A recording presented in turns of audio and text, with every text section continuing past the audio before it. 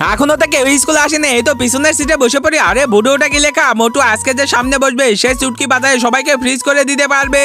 কি, তাহলে তো আজকে খুব মজা হবে। আমি যাই তাড়াতাড়ি সামনে বসে পড়ি। এই তো বসে বললাম, আজকে তো খুব মজা হবে। আমি চুটকি বাজাইলে সবাই ফ্রিজ হয়ে যাবে। বন্ধুরা কেউ লাইক সাবস্ক্রাইব করতে কিন্তু ভুলো না।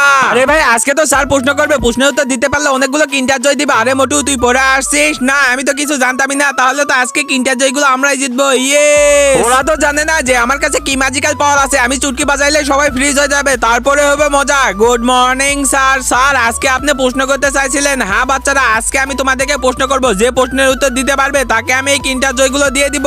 এগুলো তো আজকে আমরাই জিতবো। তো বাচ্চারা তোমাদের প্রশ্ন হলো, এমন কোন জিনিস সোনার মতো কিন্তু সোনার থেকে দাম কম? আরে এই প্রশ্নের উত্তর তো জানি না, আমি কি করব? সবাইকে ফ্রিজ করে দিব, তারপরে হবে মজা। স্যার এই প্রশ্নের উত্তরটা হলো তাড়াতাড়ি সবাইকে ফ্রিজ করে দে। এই তো এবারে তাড়াতাড়ি আমার ফোনটা বের করে নে। হ্যালো গুগল, এমন কোন জিনিস সোনার মতো কিন্তু সোনার থেকে দাম কম? ইয়েস, আমি তো জেনে গেছি। এবারে সবাইকে তাড়াতাড়ি ঠিক করে দে বন্ধুরা। তারপর কি হয় সেটি দেখলে আপনি অবাক হবেন। সেটি দেখার আগে এই ছবিটির মধ্যে আপনি কোনটাকে বেছে নেবেন? সামান্য কিছু টাকা নাকি মা? আমার মতো যারা মাকে বেছে নেবেন তারা এই ভিডিওটিতে লাইক করে চ্যানেলটি সাবস্ক্রাইব করে দেন। আর পারলে কমেন্টে আই লাভ মা লিখে যান। আরে স্যার এই প্রশ্নের উত্তর হবে হলো রূপা। আরে মোটু বেটা তোমার উত্তর ঠিক হয়েছে। এই তো এই কিন্টার জয়গুলো তোমার। আরে এই প্রশ্নের উত্তরটা তো আমরাই জানতাম। বন্ধুরা এই ভিডিওটি যদি ভালো লেগে থাকে তাহলে অবশ্যই লাইক করে একটা কমেন্ট করে দাও।